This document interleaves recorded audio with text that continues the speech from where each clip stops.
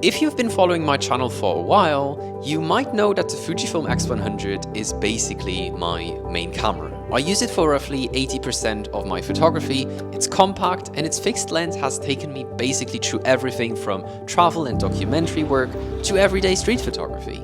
And a few months ago, Viltrox reached out to me and sent me their wide-angle and teleconverter lenses made specifically for the X100 series.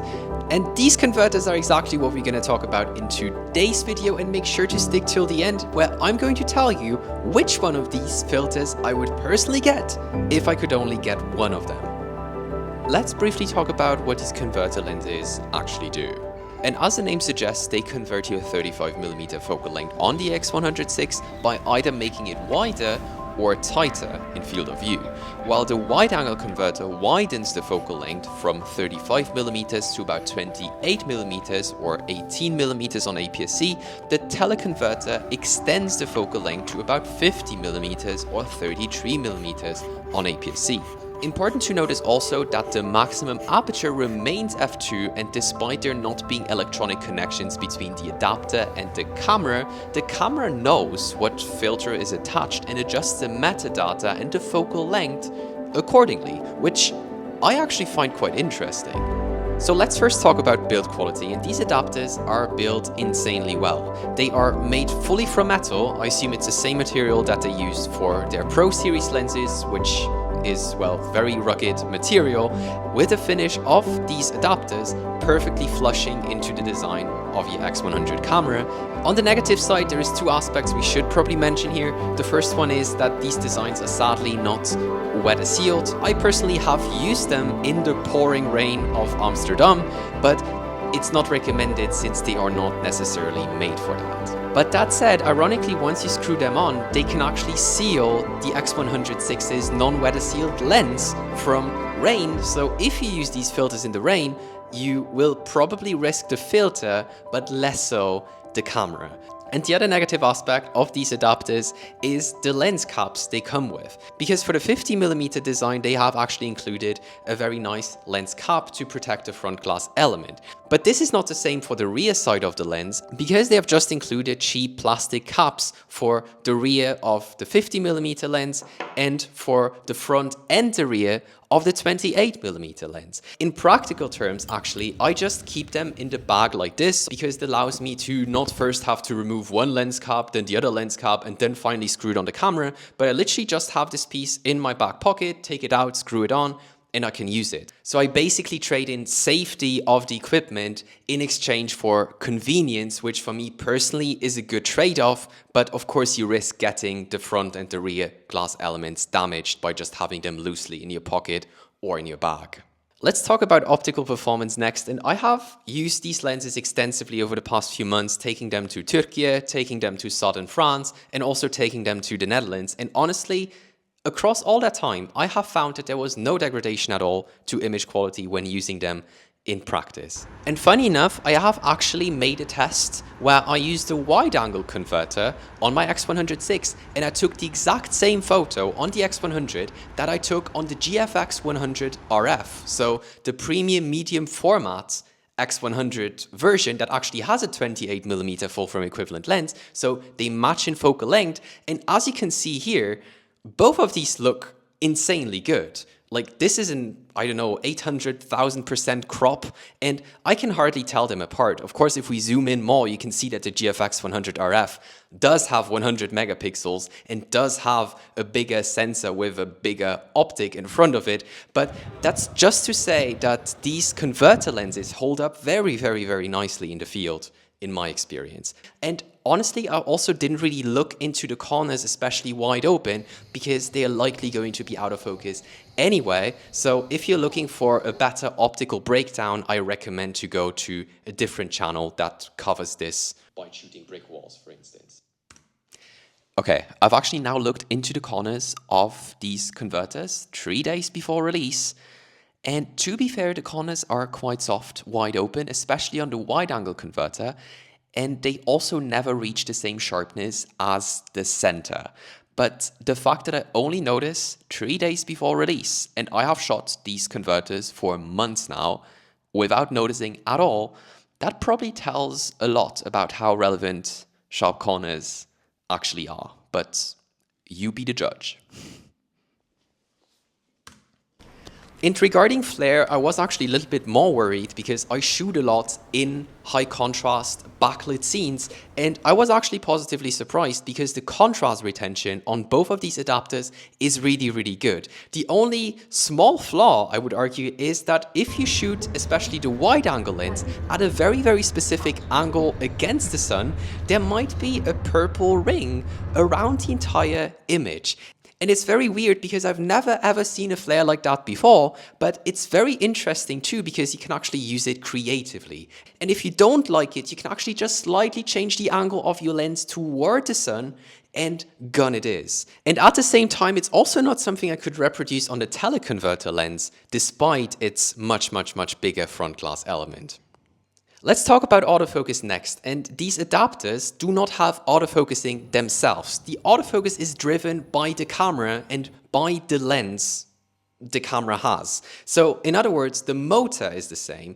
The light gathering capability of these two adapters also remains the same. So the only real difference that I have noticed is that you have a slightly thinner depth of field on the teleconverter, meaning that especially in conjunction with the clunkier autofocusing motor of the X100VI, you might get a few missed shots, but the same is also true reversed because the 28mm lens actually has slightly more in focus at the same aperture. So in the grand scheme of things, I didn't really notice any difference in terms of autofocusing performance. Then, of course, the question we need to answer is, for whom do these converter lenses actually make sense, and for whom don't they make sense at all? I feel like there is going to be three types of photographers who won't like these converters. First, it's those who bought the X100 for its one camera, one lens philosophy. They enjoy the creative restriction of a fixed focal length and will see these converters as undermining this constraint, essentially turning the camera into an interchangeable lens system. Second, photographers who want more flexibility than the 28 to 50mm won't find these converters enough. While the range covers about 95% of my own photography, others may want something wider, longer, or faster apertures like f1.4 for low light or shallow depth of field work, for instance. Third, people who value the X100VI's compact size also won't pick up these converters. The wide-angle converter I find to be very well balanced, but the teleconverter is quite bulky and larger actually than my 35mm f2, and once mounted on the X100, the whole setup becomes noticeably bigger. But then there is also a group, myself included, who love these adapters. First of all, they let the X100VI owners keep the unique features of that camera like the leaf shutter or the built-in ND filter while gaining more focal length flexibility. Until now, enjoying those features meant that you were stuck at 35mm, which with these converters is not the case anymore. And also, if you already own an X100, it would probably be deeply inefficient to buy an extra camera just to have more focal length flexibility. Second, if you mainly shoot in the 28 to 50mm range, this setup is fantastic. In Istanbul, for instance, I used the 28mm as my establishing lens and the 50mm for details and people. Third, swapping adapters is quick and convenient. I usually keep the native 35mm on, and when I need to go wider or tighter, I just pull out the respective converter from my pocket, screw it on, and keep shooting. There is no lens caps, or at least, well, in my special case, and you also don't have the sensor exposed to the elements. Finally, the price argument is also a very strong one. Some say that the X100VI is an expensive camera, but considering that you get X-T5 level specs with a lens already literally attached to the camera, it's actually okay value. And if you were to build the same setup on an X-T5, you would get the camera for about the same price. You would get an 18mm f2, a 23mm f2, and a 35mm f2 for €400 each, making for a setup that's going to be significantly more expensive compared to the X100 and the teleconverter lenses. And now the question remains as to which one of these converter lenses I would get if I could get only one of these. And honestly, for me, this is a relatively straightforward answer. It would be this one here, the 28mm lens, and that mainly for 3 reasons.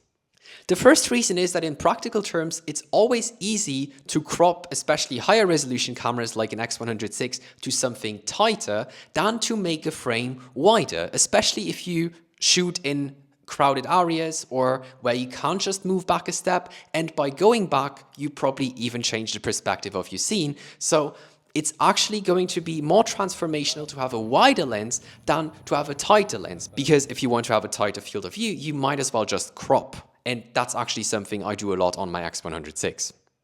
Additionally, this lens is actually also significantly lighter and smaller. So I really found it to be amazing to just carry around. I could have it in my back pocket and just take it out whenever I needed it. Then I would screw it on, and it would also not really be a terribly front-heavy setup. Additionally, I also find that that combo just looks like it belongs together.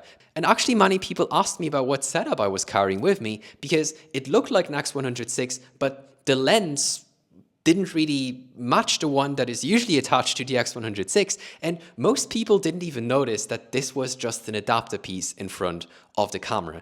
Additionally, the 28mm is actually also slightly cheaper, meaning that the money that you've now saved, you can actually invest in a nice train trip, for instance, to get to a nice location where you can actually use this filter on your X100 in practice. And if you have any more questions about these filters, make sure to drop them down below, because I'm relatively confident that I have figured these lenses out by now. And if you want to learn about a few underrated features of the X100VI and how I actually use them in my daily photography, then I invite you to check out this video up here. And with that being said, thank you so much for tuning in today, and I hopefully see you in the next video. Bye.